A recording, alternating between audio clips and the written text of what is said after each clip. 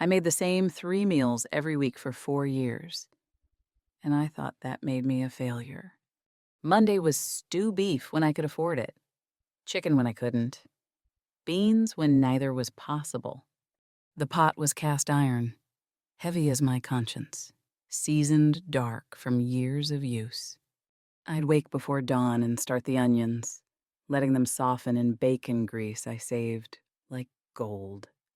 The smell would fill our small house, and my children would drift downstairs one by one, drawn by the promise of something warm. Wednesday meant beans and cornbread. Friday was chicken, roasted if we were fortunate, stewed if we weren't. The rotation never changed. My children knew it by heart. Sarah, my eldest at 12, would set the table without being asked. She moved through our kitchen like water, filling the spaces I couldn't reach, helping before I knew I needed it. The twins, Emma and Lucy, ate quickly and quietly, their dark heads bent over their plates. They understood things 9-year-olds shouldn't have to understand. And James, my baby at 6, would sometimes ask if there might be biscuits, his voice small and hoping. They never complained. That hurt worse than if they had. I'd measure out portions with my hands, calculating as I served. A quarter cup of beans cost 3 cents. Half a chicken could stretch to 2 meals if I made soup from the bones. I did arithmetic in my sleep pennies and ounces, prices and portions. My husband Thomas had been dead 3 years, and I'd learned to count everything twice. The funeral had cost more than I'd earned in 6 months. The debts he'd left behind took another year to settle. I learned to measure life in quarter cups and pennies, in what we had versus what we needed, in the space between enough and not quite. That October morning, I stood at my kitchen window watching the town wake up. The new restaurant was nearly finished, 2 stories of painted wood and glass windows, fancy enough to make the mercantile look shabby. Everyone talked about Chef Marcus, the man from back east who was bringing fine dining to our dusty town. I couldn't imagine what fine dining meant. I could barely imagine dining at all we ate. We survived. We moved forward. Mrs. Henderson stopped me outside the mercantile that afternoon, her round face flushed with excitement. "Grace, you'll come to the church gathering Saturday, won't you? Everyone's bringing their best dishes. Even Chef Marcus will be there." I almost said no.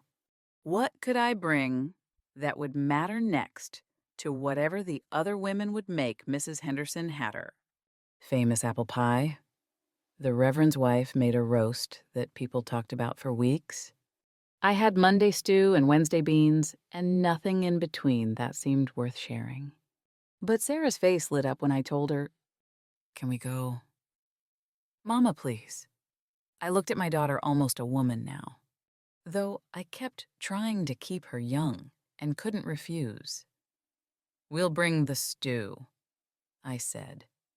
The same stew. That night, I pulled out my mother's recipe cards, their edges soft from handling. Her handwriting faded to ghosts. She'd died when I was 16, before Thomas, before the children. Before I learned that recipes were more than instructions. They were evidence of care, maps of survival. Proof that someone had fed someone else, and both had lived to remember it. I touched the card for beef stew, though Mama had called it whatever we had stew, because the ingredients changed with the seasons and the money. The measurements were loose. Enough onion to make you cry. Meat if you have it. Love always. I decided on the stew, the same stew, because changing the menu felt like admitting I'd been wrong all along, and I wasn't ready for that reckoning. Not yet. The church fellowship hall smelled like competition, 20 different dishes crowding the long table, each one trying to outshine the others. I carried my pot of stew like a shameful secret, setting it down quickly between Mrs. Henderson's pie and someone's elaborate roasted duck. I counted 7 pies. I'd brought soup. My children scattered to fill their plates while I stayed near the wall, making myself small. That was a skill I'd perfected, occupying space without being noticed, existing without imposing. The other women clustered in groups, laughing, their dresses nicer than mine, their hands softer, their lives somehow lighter. Then I saw him. Chef Marcus moved through the room like he was conducting an orchestra, tasting systematically, nodding, taking notes in a small leather book. He was younger than I'd expected, maybe 35, with dark hair going silver at the temples and hands that moved with precise purpose. This is how chefs judge. I thought, this is how inadequacy gets measured. I watched him taste Mrs. Henderson's pie, the Reverend's wife's roast, the elaborate duck. He was methodical, professional, distant. When he reached my stew, I stopped breathing. He ladled a small portion into a bowl, lifted the spoon, tasted, then he went still. Time slowed. I catalogued every second, his eyes closing, his head tilting slightly. The second spoonful he took, before I could convince myself the first had been politeness. My heart hammered against my ribs. He'll know, I thought. He'll know it's nothing. He'll know I'm nothing. But his expression wasn't criticism. It was something else. Confusion. Maybe, or wonder. He set down the bowl and looked around the room. Who made this? I wanted to disappear. Just what I had, I said, too quietly. But Mrs. Henderson, curse her helpful heart, pointed straight at me. That's Grace's stew. She makes it every Monday. Marcus walked toward me, and I braced for judgment disguised as kindness. But when he spoke, his voice was gentle. This has love in it. I can taste it in every bite. I laughed. Not from joy, from discomfort. From disbelief. Love wasn't an ingredient. Love didn't show up in recipes. Love was what you used when you had nothing else. Have you worked in kitchens? He asked. No, I am just a mother, just feeding my children. He said the word just, like it was an insult to what I did. I'm opening my restaurant in 2 weeks. Would you consider working there? The panic rose fast and hot. I wasn't trained. I didn't know fancy techniques. I couldn't even read French menu words. This man had tasted one thing and somehow decided I was worth hiring. And he was wrong. He had to be wrong. I appreciate it, but no, I couldn't possibly. Why not? Because some doors aren't meant for people like me. I wanted to say, because I'd learned my place.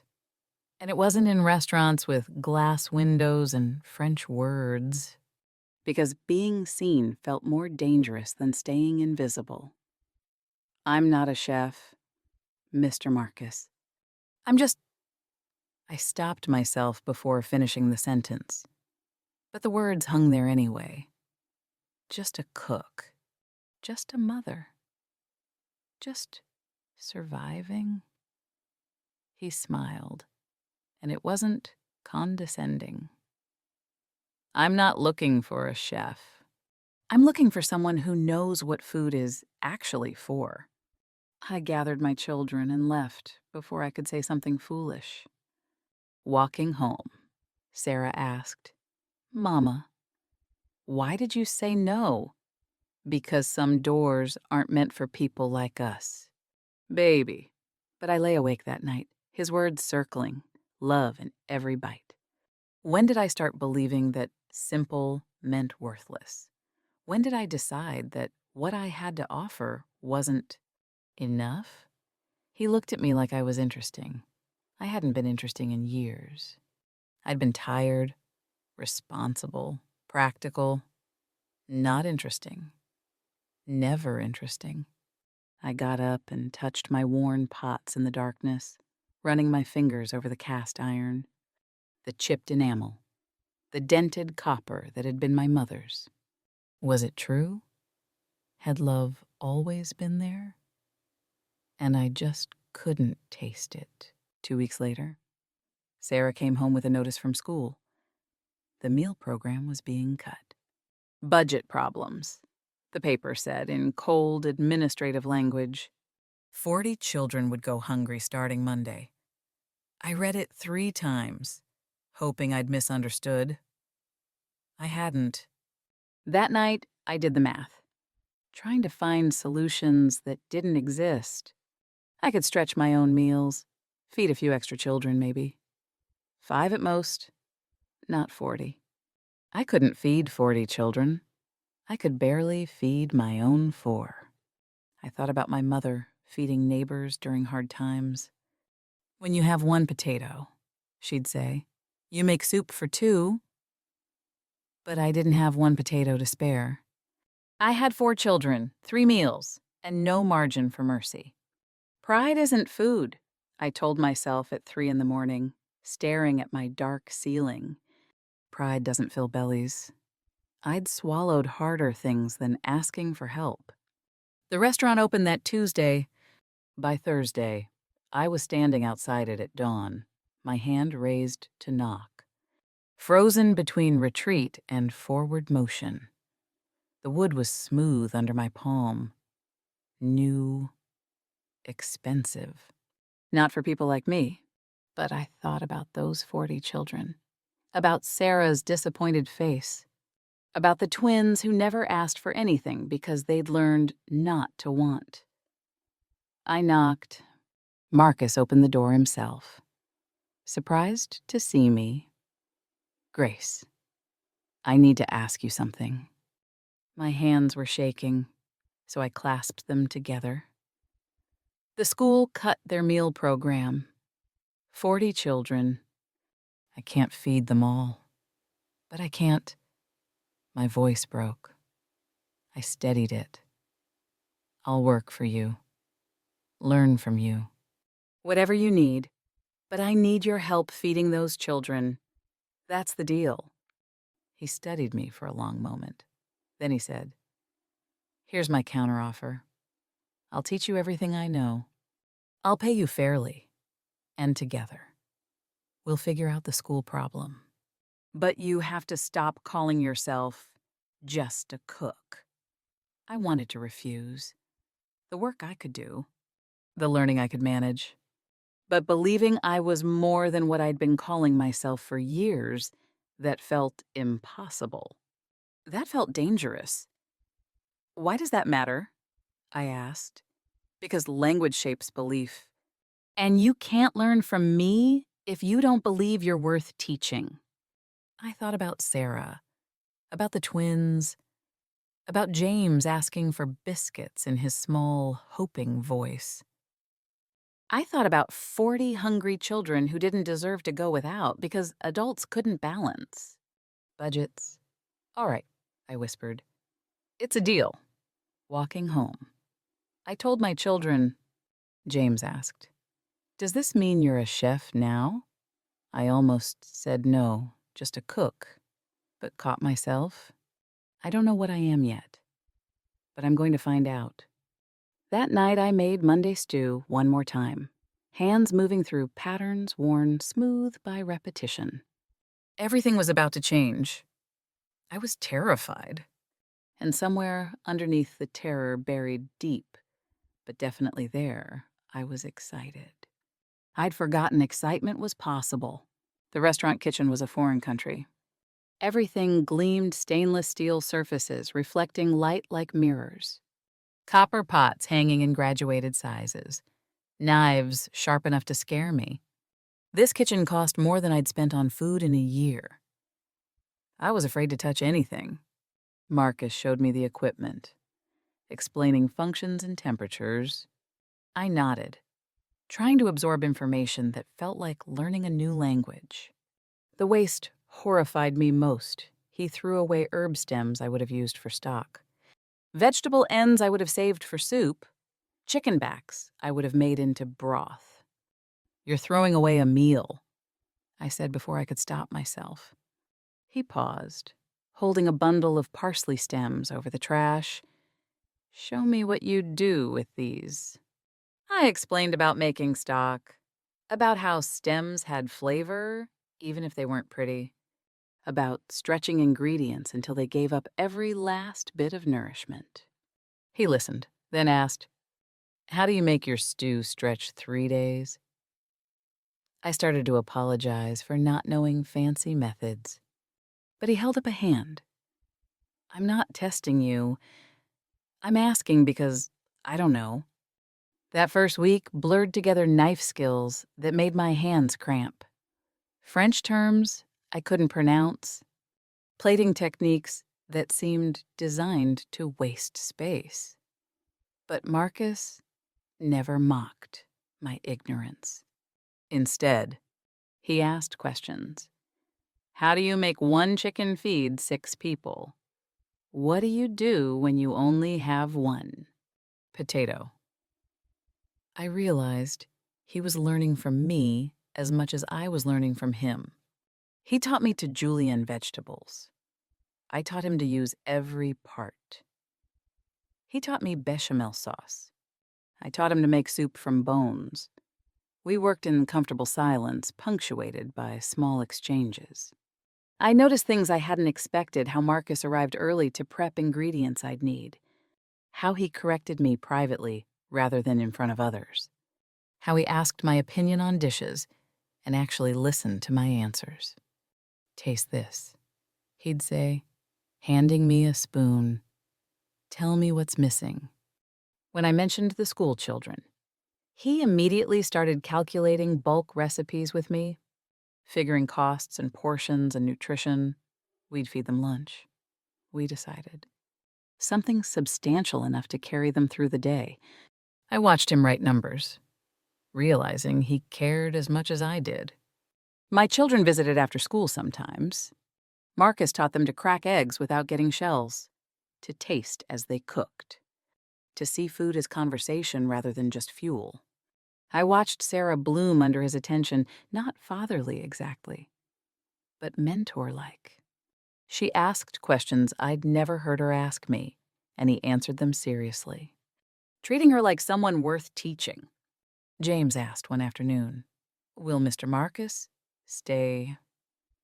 I didn't answer because I didn't know. People left. That was something I'd learned young.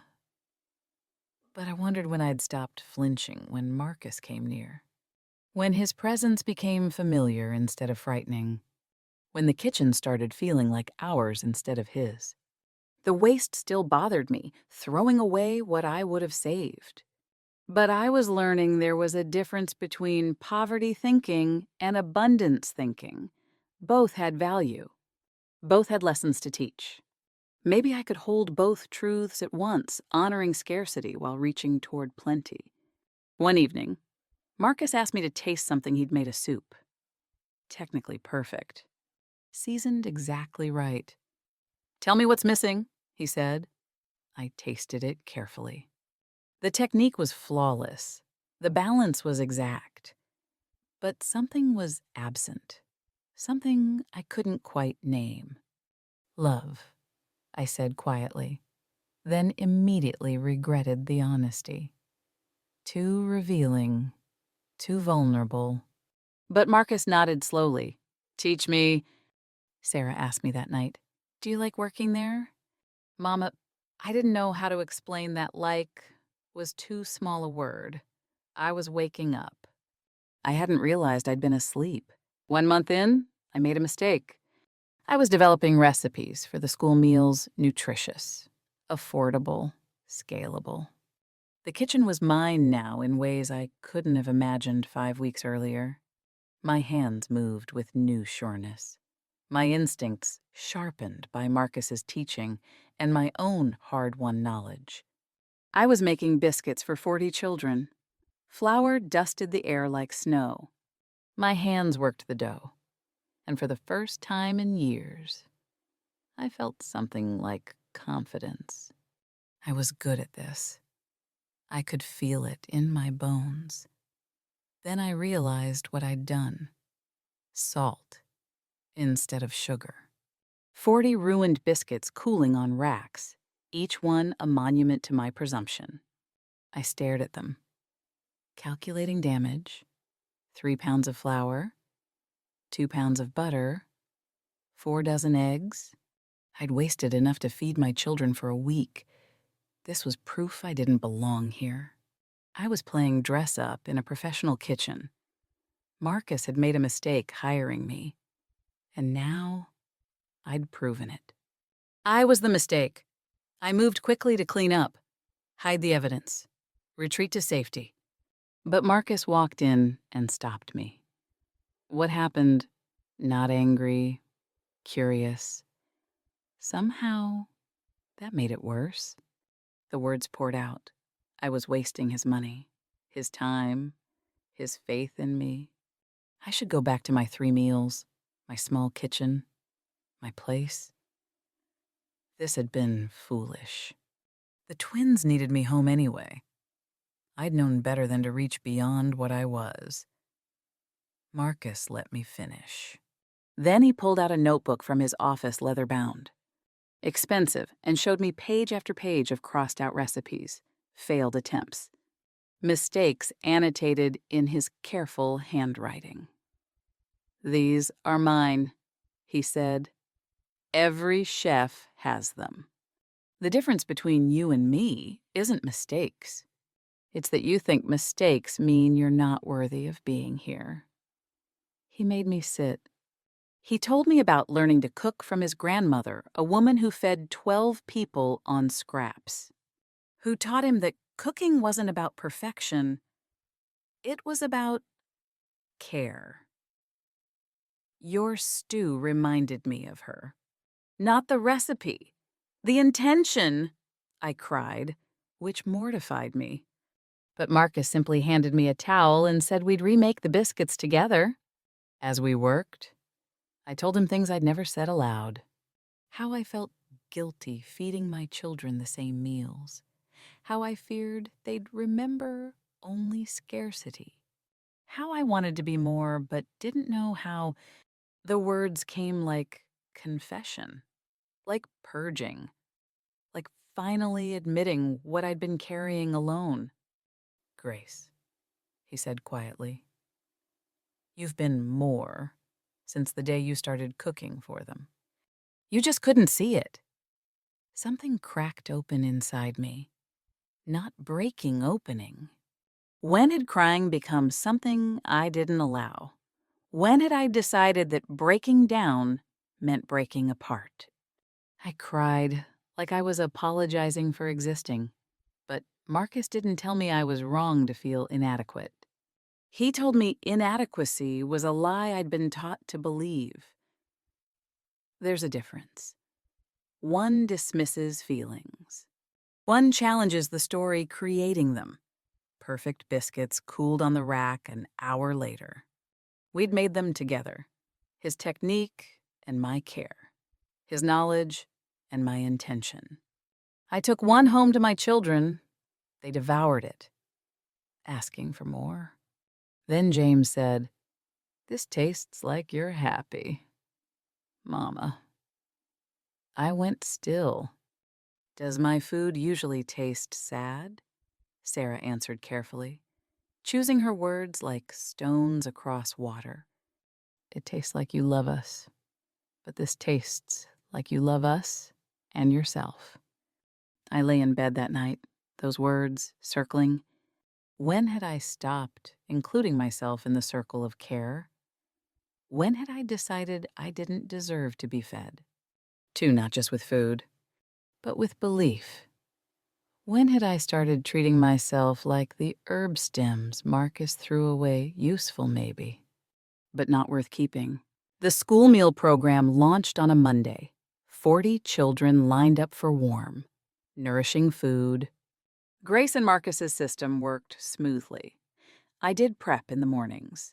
He handled the restaurant service. We coordinated like dancers who'd learned each other's rhythms. The restaurant thrived. We'd developed an unusual model, fine dining for those who could afford it. Simple dignity for those who couldn't. Both mattered. Both were excellent. I was learning they weren't opposing forces. Then Mr. Garrett came. He owned half the town the bank, the largest ranch, half the businesses on Main Street. When he walked into the restaurant that Tuesday afternoon, the air changed. Marcus greeted him professionally, but I saw the tension in his shoulders. I was in the back, prepping vegetables, but I heard every word. Marcus, I'll be direct. Mixing charity with fine dining lowers the tone. You're confusing your mission. I'm prepared to invest significantly if you'll drop this school program and focus on profit. I appreciate the offer, Mr. Garrett. But no, think carefully. I could make this very profitable for you. Or I could make it very difficult. I heard Marcus's voice, steady and cold. Are you threatening me? I'm explaining reality. People talk. They wonder about food safety when you're serving children nobody knows. They question quality when you're running a charity operation. I'm trying to help you succeed. By excluding children from eating by running a proper business. After he left, I found Marcus in his office, jaw tight. You heard? I did. I hesitated, then said, I should leave. I'm the problem. If you had a real chef... Stop. He looked at me. Is that what you want, or what you think you deserve? I couldn't answer honestly, so I deflected. It's practical. It's best for your business. My business isn't worth running if it requires abandoning principles. But principles didn't pay bills. Within days, Garrett's campaign started. Whispers about food safety, questions about my qualifications. Implications that the restaurant was a front for charity rather than a legitimate establishment. Reservations canceled. Paying customers hesitated. I watched Marcus's dream crumble because of me. Every empty table was my fault. Every canceled reservation had my name on it. I was good at making hard choices look easy. I'd had practice. Then the children intervened. Sarah organized them 40 children who understood more about fighting for dignity than most adults. They created a petition.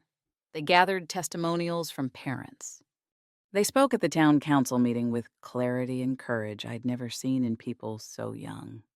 Sarah stood at the podium, small but fierce. Mrs. Grace's meals don't just feed us. They tell us we're worth feeding. If you shut this down, you're saying some people deserve to eat at tables and some people don't. That's not about food safety. That's about believing some children matter less. I sat in the audience, watching my daughter advocate with the kind of courage I'd spent years not teaching her. I'd been so focused on teaching acceptance, on helping them understand their circumstances. I'd forgotten to teach them they could change those circumstances. The town council voted 4-3 in our favor. 4 people willing to believe poor children and paying customers could share space. 3 people who couldn't imagine it. I thought about how many votes I'd cast against myself over the years. Countless. And I'd always been the majority. The restaurant survived, but barely. Business was slow. Marcus never once suggested I leave, but I could see the ledgers, the empty tables, the strain. That night I sat with my children. Did we do the right thing? James answered. You always tell us right isn't the same as easy. I looked at my 4 children, seeing the lesson I'd actually been teaching, not the one I'd intended, but the one they'd received. I'd been so afraid of reaching too high we'd all fall further. But what if we were already at the bottom? What if the only direction was up? 3 weeks later, after another sparse customer evening, I stayed late finishing prep work. Marcus had gone home. The kitchen was mine alone, silent. Dark except for the work lights. Full of equipment I'd learned to navigate. I looked around at this professional space and felt like an imposter again. Worse, a destructive one. My presence here was costing Marcus everything he'd built. The empty tables proved it. The canceled reservations confirmed it. I'd been foolish to think I belonged in spaces like this. The old fears returned with crushing weight. What if this fails completely? What if Marcus loses everything because of me? What if I'm teaching my children to reach beyond their station, setting them up for heartbreak? What if my father was right, know your place? Stay in your lane. Don't reach for things not meant for people like us. He'd meant it protectively. I'd learned it as gospel. I wrote a resignation letter at Marcus's desk, hands shaking. I thanked him for the opportunity, released him from obligation, explained this was best for everyone. But really, I was writing, I'm so tired of being the complication. So tired of fighting for space. So tired of believing I deserve any of it. I was good at noble surrender. I'd surrendered to circumstances so many times it felt like character instead of cowardice. I walked home through cold autumn darkness, my decision settling like frost. This was mercy. This was wisdom. This was the mature choice. I'd protect Marcus from my damage, protect my children from disappointment, protect myself from the pain of trying and failing. At home, my small kitchen felt smaller than I remembered. I started making Monday stew automatically wrong day, Saturday night, but my hands moved through patterns without permission. Monday stew meant safety. Monday stew meant knowing my place. Then my hands faltered mid-motion. I stared at the onions, half chopped, at the pot already on the stove, at the ritual I'd begun without thinking. James appeared in his nightshirt, hair mussed from sleep. Mom, it's late. Just making stew. Baby. But you don't make stew on Saturdays. That's the rule. I sat down hard. I'd created rules from scarcity and called them tradition. I'd been teaching my children that limits were safety rather than circumstances to transcend. I'd been modeling settling as if it were wisdom. Are you sad, Mama? I pulled him into my lap, this child who saw too much. I'm scared. Of what? Of being wrong about myself. Of believing I could be more and discovering I can't. James was quiet for a moment, his weight warm against me. Then he said, "But Mama, you already are more. Mr. Marcus just showed you what we already knew." My children had been seeing me clearly all along. I was the one who'd been blind. What if I'm enough exactly as I am? I said slowly. And the fancy things are just tools to share what I already have. James hugged me. Then you should go get your letter back before Mr. Marcus reads it. I sat there holding my son, thinking about the restaurant, about Marcus, about the 40 school children eating warm lunches, about Sarah's courage at the town council, about my own new skills. I thought about the half-made Monday stew on my stove. Made on the wrong day because fear had sent me running back to old patterns. How many times had I walked away from things I wanted because I'd convinced myself wanting them was inappropriate? How many doors had I closed before anyone could close them on me? I thought I was protecting my children from disappointment, but I was teaching them that people like us don't get to try. That failure is worse than never attempting. That safety is more valuable than dignity. James's words kept circling, "You already are more." Not "you could be" or "you might become." Already are. Present tense. Existing fact. I walked back through cold darkness, but toward something instead of away.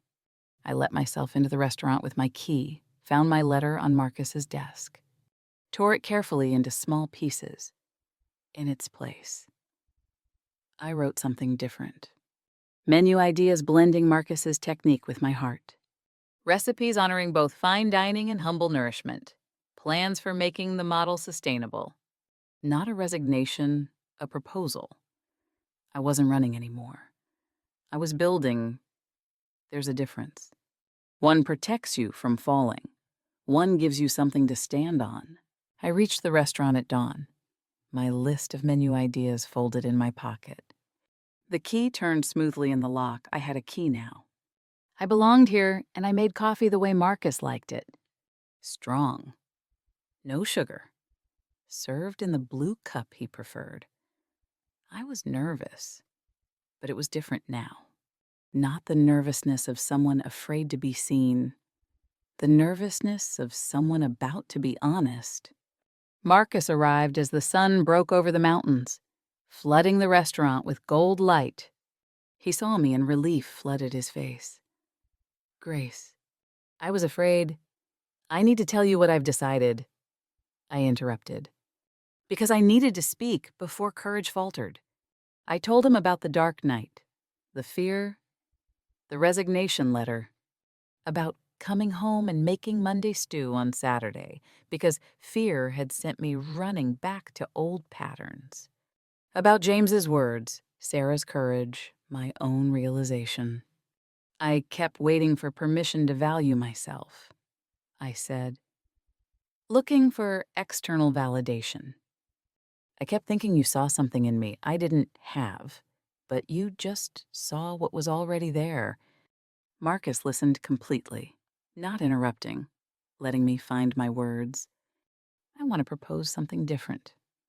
I continued. Not employee and employer. Partners, equals. I want ownership stake, decision-making power, my name on the restaurant. I pulled out my list, hands steady now. Here's what I bring: economy, heart, community connection, the ability to stretch resources. Recipes that feed both bodies and souls. I know how to make food affordable without making it cheap. I know how to serve dignity at every price point. I looked at him directly. I'm not asking for charity. I'm proposing a partnership where both of us bring something the other needs. You have technique and experience. I have intention and connection.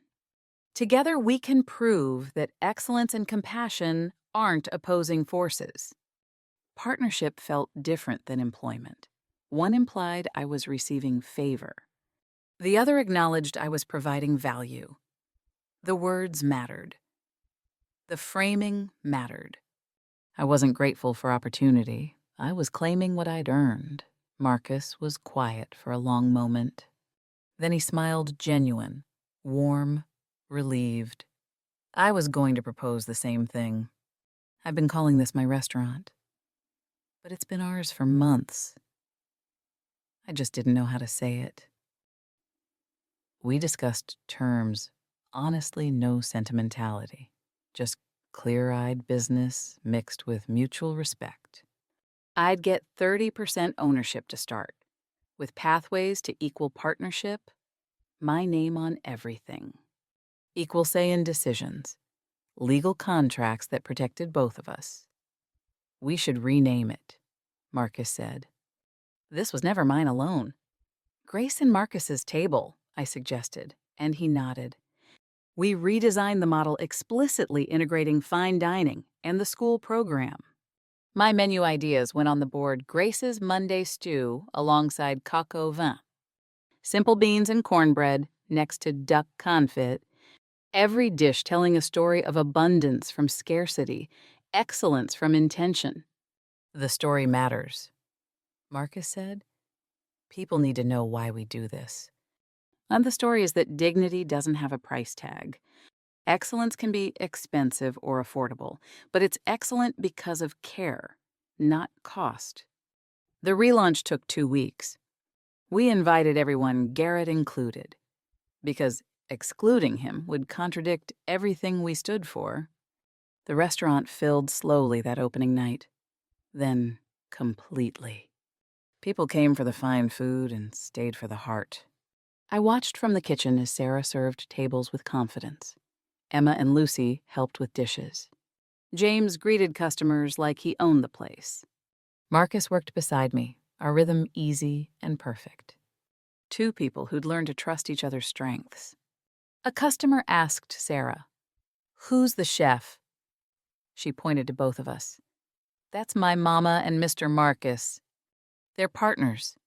Not cook, not helper, partner." When Marcus said he'd been thinking the same thing about partnership, I realized something good. Men don't see women's contributions and claim them. They recognize them and share space. That's not chivalry. That's basic respect. I'd spent years thinking I had to choose between pride and provision, between dignity and pragmatism. But Grace and Marcus's table proved false binaries wrong. You can serve fine food and simple food. You can make profit and feed the poor. You can be excellent and humble. I'd been choosing between things that weren't actually opposed. Late that night, after the last customer left and the kitchen was clean, Marcus raised a glass of water. We were too tired for anything stronger. To partnership. To believing we deserve it, I corrected, and we drank. I stood in my kitchen, our kitchen now, legally, officially, and felt something settle into place. I'd been so afraid of taking up space. I'd forgotten that some space is meant to be shared. Some tables are built big enough for everyone. I just had to believe I belonged at them. 2 years later, I stood in my home kitchen making Monday stew. The restaurant was thriving, I could say that now, without qualifying it. Without waiting for the collapse I'd once assumed was inevitable. Grace and Marcus's table had become a model. Other towns were implementing similar programs, proving that dignity in dining worked economically and morally. We'd proven something I'd needed to believe, that excellence and compassion weren't opposing forces. They were partners, like Marcus and me. My children had grown in ways that still startled me. Sarah was 17 now, talking about culinary school with the confidence of someone who'd always believed she belonged in kitchens. She worked with us during summers, developing her own recipes, finding her own voice. Emma and Lucy led the school program expansion. 40 children had become 70. Then 100. They organized the logistics with efficiency I envied, treating every child like they mattered because they'd been raised believing they did. James, now 8, greeted customers with warmth and confidence. He remembered names, preferences, stories. People loved him. He moved through the restaurant like he owned it because, in a way, he did. My children grew up watching me claim space. That was worth more than any legacy I could have left them. I stirred the stew, inhaling the familiar smell. Monday stew, the same recipe I'd made for years. The same pattern I'd once thought proved my failure. But now I could see it clearly. It had never been failure. It had been love made visible, care made tangible, survival elevated to art. Tonight, Marcus was coming for dinner. It had become our Monday tradition after the restaurant closed. He'd come to my house, and we'd share the meal that had brought us together, My children loved these evenings.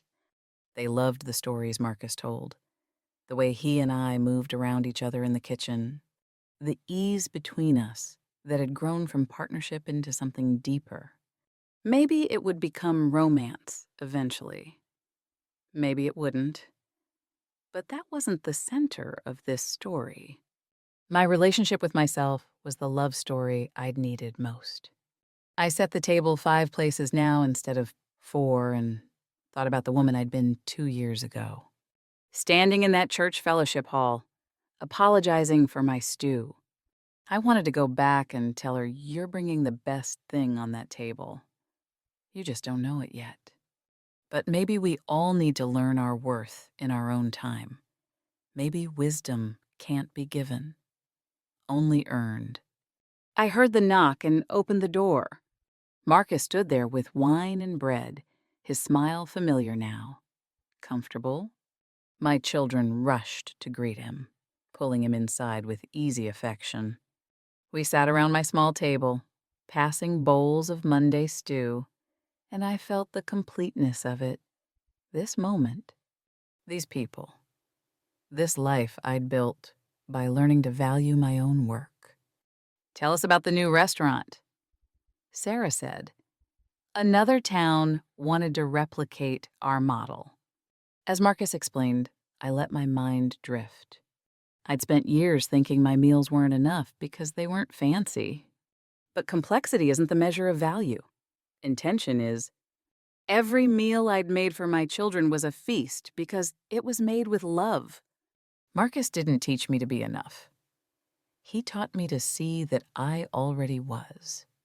And if you're reading this, if you're thinking your contributions don't matter because they're simple, ordinary, humble, stop.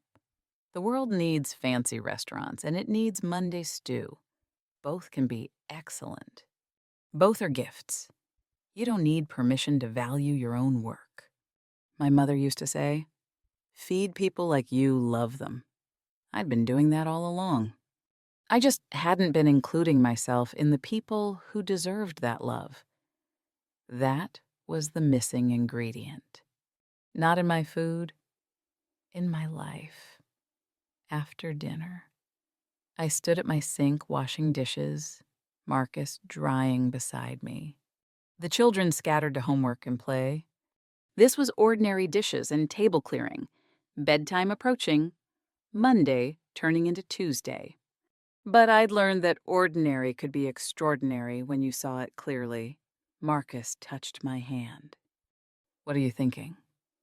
I looked at my kitchen, the same worn pots, the same chipped enamel, the same cast iron that had been my mother's.